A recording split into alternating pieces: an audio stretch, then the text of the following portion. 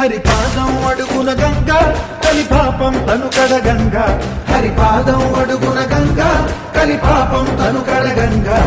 వ్యాసం ఇతిహాసం ఆ వ్యాసుడు ప్రవచించంగా ఘట్టం గణపతిదై యజుస్సామరు అథర్వ శాఖలుగా